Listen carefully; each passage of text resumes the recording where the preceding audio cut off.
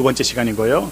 지난주일의 말씀 기억하실런지요? 한 사람의 일생 중 가장 빛나고 화려한 그 어느 때보다 풍성한 결혼식의 풍경을 우리가 엿보았습니다. 하지만 이내 잔치에서 가장 중요한 음식, 가장 중요한 음료라고 할 수 있는 포도주가 떨어지는 예기치 못한 문제가 발생했었죠. 예수님의 어머니가 사태 수습을 위해 나섰고 아들인 예수에게 도움을 구했습니다. 하지만 정작 예수님의 반응은 아직 자신의 때가 아니라면서 한 발 물러서는 그런 모습까지 우리가 지난주에 보았습니다. 이 일이 어떻게 전개되는지 좀 더 지켜봅시다. 5절입니다. 같이 읽죠. 시작. 그의 어머니가 하인들에게 이르되 너에게 무슨 말씀을 하시든지 그대로 하라 하니라. 여기 등장한 하인들은 흔히 생각하는 종, 노예 그런 사람들이 아닙니다. 결혼식 잔치는 우리처럼 한두 시간이 끝나는 게 아니라 이들의 결혼식은 우리 일주일 동안 이어집니다. 그러다 보니까 그 잔치를 위해서 많은 사람들이 필요하죠. 그 잔치를 위해서 특별히 임시로 고용한 그런 사람들이라고 보면 됩니다. 그 잔치를 위해서 동원된 사람들이라고 보면 되죠. 그들에게 예수님의 어머니가 미리 이렇게 부탁을 당부를 하고 있는 겁니다. 왜냐하면 종도 아니고 노예도 아닌 이들이기 때문에 굳이 난생 처음 보는 예수의 말을, 자신들을 고용한 사람도 아닌 사람의 말을 들을 이유가 없었기 때문에 예수님의 어머니가 미리 그렇게 당부해 두는 거지, 부탁하고 있는 거죠. 그 내용은 무슨 말을 하든지 그대로 해달라는 그런 미리 부탁해 놓는 그런 말씀이었습니다.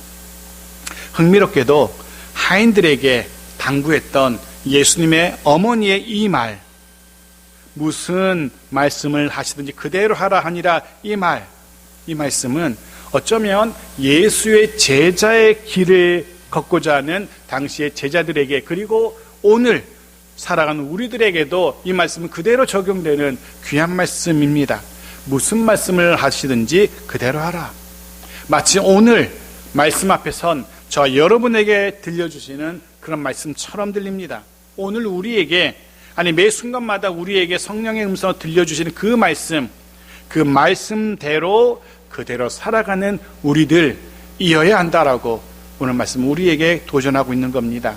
말씀처럼 그렇게 주님께서 어떤 말씀하시든지 그대로 할 수 있는 그런 믿음의 사람들, 말씀의 사람들이기를 간절히 소원하며 축복합니다.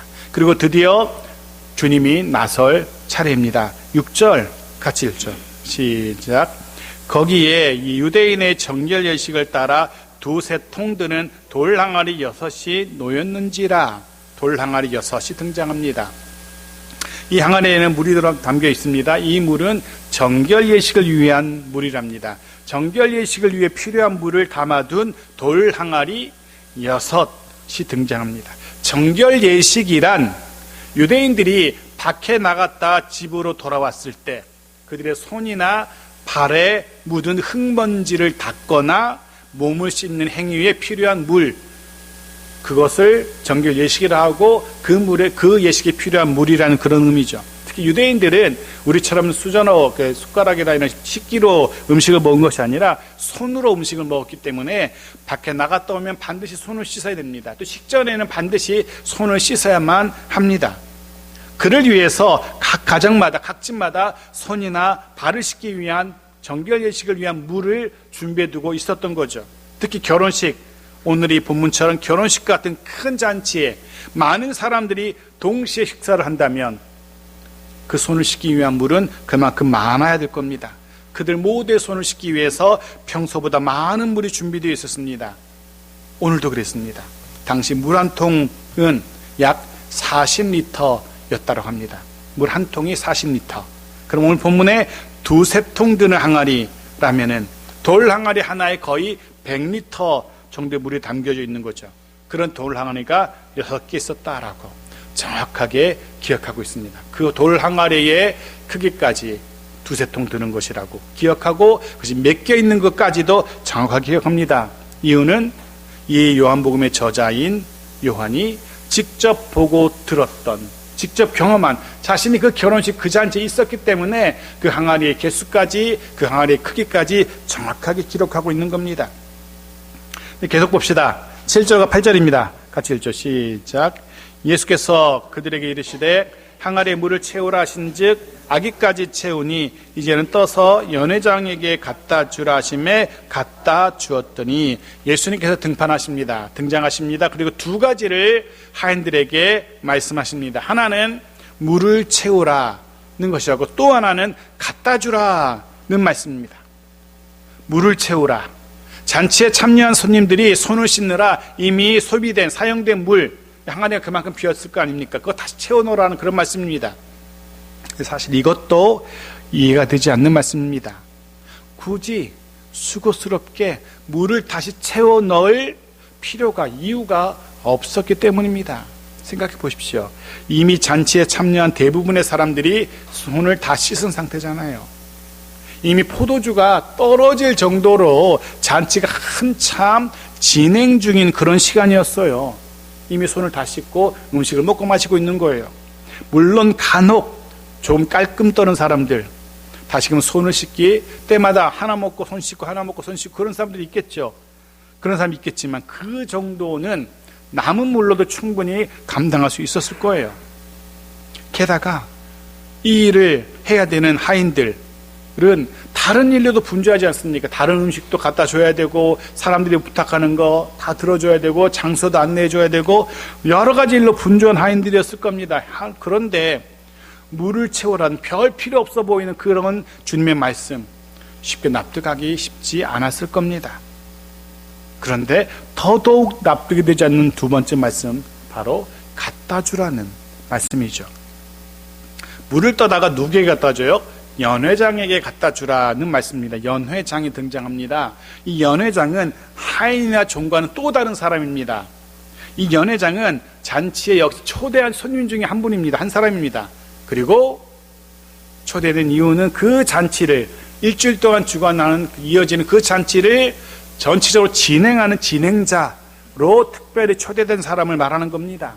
여러 경험을 가지고 있어서 결혼식 잔치를 처음부터 끝까지 사회를 쭉 볼 수 있고 진행을 할 수 있는 그런 행사의 기획자, 진행자, 이런 사람을 말해요. 여러 날 이어지는 잔치를 위해서 마실 것도 이 사람이 준비하고요, 먹을 것도 준비하고요, 이런 일들, 동선은 어떻게 꾸미고 결혼식에 이런 꽃을 어떻게 이런 모든 걸 총괄하는 사람을 말하는 거예요. 그 사람에게 포도주, 이 물을 떠다 주라는 것, 이것이 무슨 의미인지 하인들은 금방 알아차린 거죠. 바로 이 물이 연회장을 거쳐서, 그의 검수를 거쳐서 곧 손님들에게 제공된다는 것, 하인들은 금방 알아차린 겁니다. 지금 예수님이 그렇게 말하는 거죠. 맹물 채워, 그것도 맹물도 그냥 맹물이 아니라 손 씻는 호두맹물, 그거 채우라 했고, 그것을 연회장에 갖다 주고 그것 손님들에게 마시게 하라는 그런 예수님의 말씀이었던 거죠.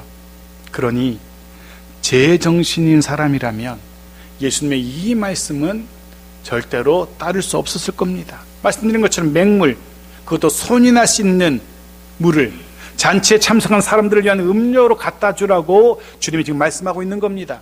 아무리 잔치에 참여한 사람들이 이미 많은 포도주를 마셔서 취해서 오락가락 한다 할지라도 그래도 맹물을 제공하는 건 이건 아니다라는 생각이 들 겁니다. 저라면 그랬을 것 같아요. 아무리 예수님의 어머니가 신신당부했지만 맹물 떠다가 주라는 건 이건 해도 너무한다라는 생각이 듭니다. 그런데 신기한 것은 이 저자 요한은 예수님의 이 말씀을 듣는 하인들의 반응을 이렇게 소개합니다. 그들이 어떻게 반응합니까? 첫 번째, 물을 채우라니까 아귀까지 채우니, 그 항아리 아귀까지 가득가득 채우고 있는 겁니다. 그대로. 물론 물 채우는 것, 그거 저라도 불편하고 번거롭고 귀찮고 짜증나도 할 수 있을 것 같아요. 그건 이해 좀 됩니다. 물 채우는 건. 그런데 갖다 주었더니, 두 번째 반응은 하인들이 이렇게 반응해요. 갖다 주었더니, 그렇게 반응해요. 말씀드린 것처럼 물을 채우는 것 번거롭고 귀찮지만 그 정도라면 저도 할 수 있을 것 같아요. 하지만 그 물을 다시 떠다가 연회장에 갖다 주는 것, 이건 절대로 말 그대로 정말 미치지 않고서야, 혹은 누군가가 칼을 들고 위협하거나 생명의 위협을 느끼지 않고서는 도저히 할 수 없는 미친 짓처럼 보입니다. 아무리 신랑 신부의 친척으로 보이는 여인의 간곡한 부탁이 있었다 할지라도 맹물을 떠다가 손님들에게 제공하도록 자신들이 그 일을 한다는 것 쉽지 않아 보입니다. 아니, 불가능한 일처럼 보입니다. 그런데도 더 놀라운 것은 아무도 예수님의 그 말씀에 이의를 제기하지 않았다는 겁니다. 하인들 중 단 한 사람도 무슨 말도 안 되는 소리야, 그래서는 안 되지 라고 아무도 말하지 않습니다. 그대로 예수님의 말씀대로 물을 떠다가 연회장에게 갖다 줍니다. 그리고 연회장 그 물을, 아니 포도주를 손님들에게 제공하게 됩니다. 분명 이해가 되지 않습니다. 어떻게 단 한 사람, 그 많은 하인들 중에 단 한 사람도 이의를 제기하지 않고 다 그렇게 예수님의 말씀대로 했을까? 참 이상하다라는 생각이 들죠. 무언가 단체로 하인들 전체가 한 번에 제정신을 잃었거나 제정신이 아니거나, 아니면 하인들 모두가 예수님의 이 말씀에 무언가 따를 수밖에 없는 권위를 느꼈거나, 둘 중에 하나일 겁니다. 하인들 모두가 미쳤거나, 아니면 예수님의 말씀에 무언가 권위를 느꼈거나, 두 번째가 더 가능성이 있어 보이죠. 주님의 말씀에 어떤 따를 수밖에 없는 권위를 느꼈기 때문, 이게 맞을 것 같습니다. 여하튼 그럼에도 참 힘겨운, 믿을 수 없는 일이 벌어지고 있는 거죠. 하인들은 예수님 말씀에 그대로 따르고 연회장에 물을 갖다 줍니다. 우리는 이것을 순종이라고 표현하죠. 예수님의 말씀에 순종함. 분명 이상한 말씀이었지만, 아니 도저히 납득되지 않는 말씀이었지만 하인들은 이의를 제기하지 않았습니다. 그대로 순종했습니다. 그리고 그런 하인들의 순종은 놀라운 기적으로 이어지게 되는 거죠. 그렇습니다. 기억하십시오. 순종이라는 것, 바로 이것이 기적의 열쇠였습니다. 누군가는 그런 궁금증을 가집니다. 물이 언제 포도주로 바뀌었을까? 저도 사실 궁금합니다. 물이 언제 포도주로 바뀌었을까? 항아리 그 안에서 하인들이 항아리에 물을 채웠을 때 그때 포도주로 바뀌었을까? 아니면 하인들이 물을 뜨는 순간, 물을 떠서 연회장에 갖다 주는 순간 언제 포도주로 바뀌었을까? 성경이 기록하고 있지 않기 때문에 알 수 없습니다. 분명한 사실은 하인들은 그들의 순종의 결과는 놀라운 기적으로 이어졌다는 것, 물이 포도주로 바뀌었다는 것만큼은 분명합니다. 언제 바뀌었는지 모르지만 분명히 바뀌었습니다. 그래서 사랑하는 성도 여러분, 때로 우리에게 들려주시는 주님의 말씀이 도무지 납득이 되지 않을 때 있습니다. 분명히 있습니다. 때로 우리에게 말씀하시는 주님의 방법이 도저히 받아들일 수 없는 그런 경우 있습니다. 아무리 생각해도 그건 아닌 것 같은, 내가 이 어리석은 머리로 생각해도 그건 아닌 것 같은, 이게 더 좋은 것 같은 그런 주님의 말씀이 있을 때 있습니다. 하지만 꼭 기억하십시오. 그럴 때일지라도, 그럼에도 불구하고 주님의 말씀이라면 따르는 것, 순종하십시오. 더 이상 되지도 않는 내 방법, 내 판단, 내 고집, 그거 고집하지 말아야 됩니다. 물론 그 잠시 잠깐은 효과가 있어 보일지도 모릅니다. 하지만 결국 그거는 낭패가 됩니다. 하지만 지금은 이해되지 않아도 주님의 말씀에 순종하면 분명 그것은 우리가 상상하지 못했던 놀라운 주님의 일하심을 경험하게 될 겁니다. 마치 물이 포도주로 바뀌는 것처럼 상상하지 못했던 놀라운 주님의 일하심을 경험하게 될 겁니다. 기억하십시오. 하나님의 일하심, 그건 늘 우리의 순종을 통해서입니다. 해서 우리의 순종은 하나님의 기적의 문을 여는 열쇠라고도 할 수 있습니다. 크고 작은 모든 삶의 순간순간마다 하나님의 말씀에 하나님 인도하심이 순종하는 저와 여러분들에게 바랍니다. 9절입니다. 같이 읽죠. 시작. 연회장은 물로 된 포도주를 맛보고도 어디서 났는지 알지 못하되 물돈 하인들은 알더라. 연회장이 신랑을 불러. 당연히 연회장은 이 물로 된 포도주 어디서 났는지 알 수 없었죠. 비록 그 잔치를 총괄하는 연회장이었지만 언제 어디서 구입한 포도인지 모릅니다. 자기가 구입한 게 아니기 때문에. 하지만 하인들은 이 포도주 출처를 정확히 알고 있습니다. 실제로는 연회장의 모든 것을 다 알아야만 되는 그런 사람이고 그런 자리입니다. 자신이 주문했고 자신이 배송을 받았고 했던 그런 포도주인데 정작 연회장은 어디서 났는지 알지 못한다라고, 사실 이건 말이 되지 않거든요. 연회장의 직무유기죠. 하인들은 알죠. 알 수밖에 없죠. 자신들의 손을 거쳐서 그렇게 바뀐 포도주이기 때문에. 그래서 그런 깨달음을 얻게 됩니다.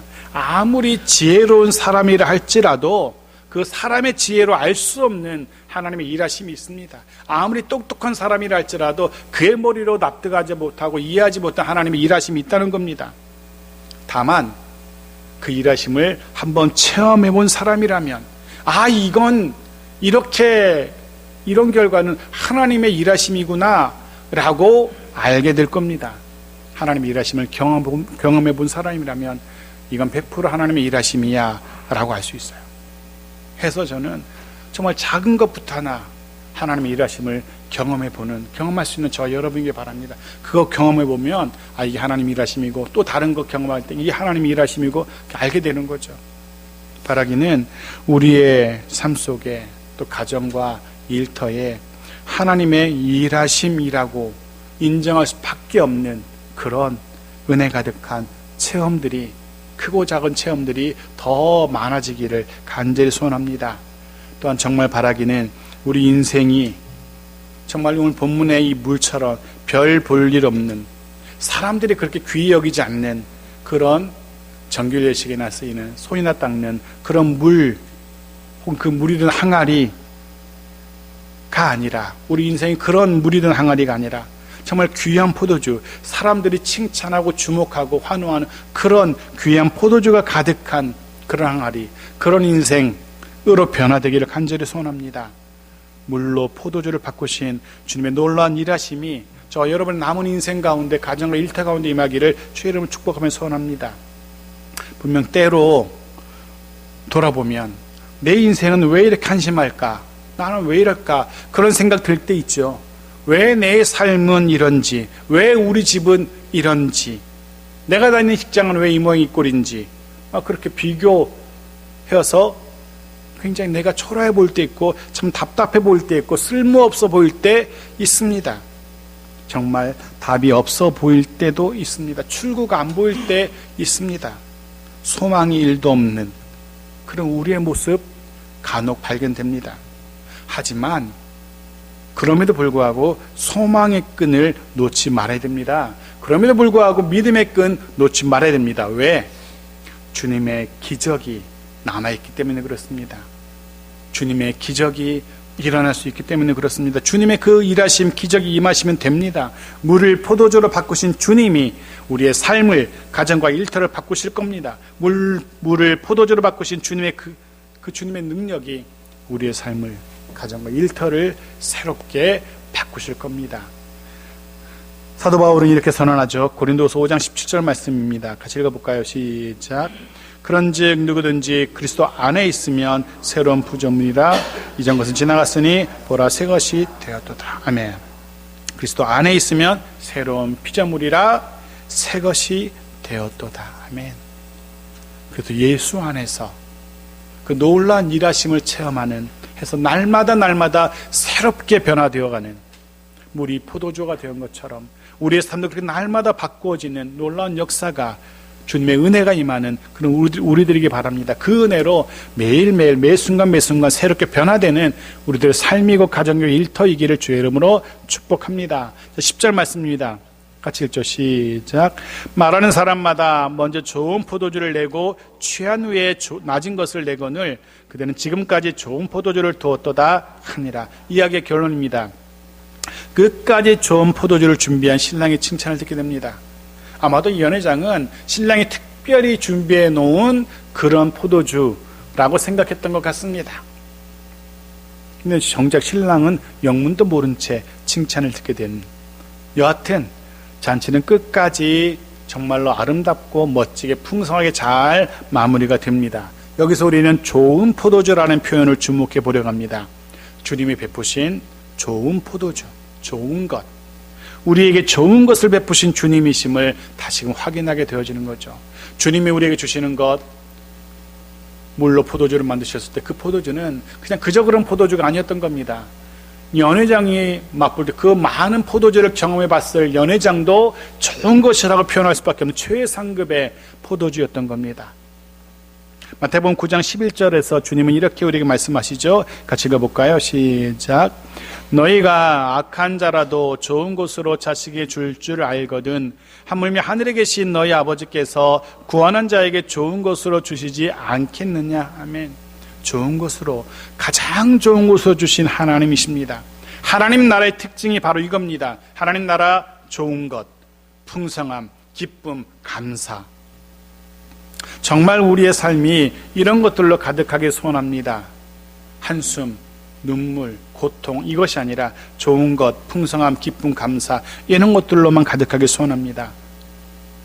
그렇게 변화하길, 그렇게 변화시키시는 주님의 일하심이 있기를 주 이름으로 축복합니다. 가나의 혼인잔치에서 일어난 이 기적, 주님께서 물이 변화의 포도주가 되게 하신 이 기적, 주님이 첫 번째 행하신 표적이었습니다. 이 표적은 요한복음이 기록하는 7개의 표적 중에 첫 번째 표적이었습니다. 그리고 이 표적을 통해서 예수가 하나님의 아들이심을 간증합니다. 증거합니다. 마지막 결론 11절 읽고 말씀을 정리합니다. 같이 읽죠. 시작. 예수께서 이 첫 표적을 갈릴리 가나에서 행하여 그 영광을 나타내심에 제자들이 그를 믿으니라. 이 기적을 통해서 하나님의 아들이신 예수님의 영광이 나타납니다. 제자들이 예수를 믿게 됩니다. 그렇습니다. 이 표적을 통해서 예수님은 자신의 영광의 어떠함을, 그 흔적을 보여주십니다. 물론 아직까지 온전한 영광은 아닐 겁니다. 하지만 제자들이 볼 때 충분히 깨달을 수 있을 만큼의 영광이었습니다. 예수를 하나님의 아들로 믿게 됩니다. 말씀드린 것처럼 물론 이 영광은 지극히 부분적인 영광이었습니다.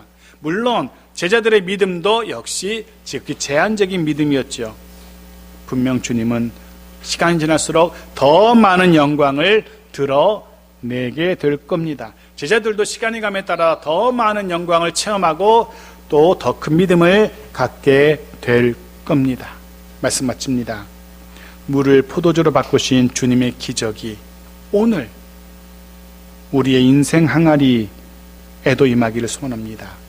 우리의 가정, 일터 항아리에도 주님의 이 기적이 임하기를 소원합니다.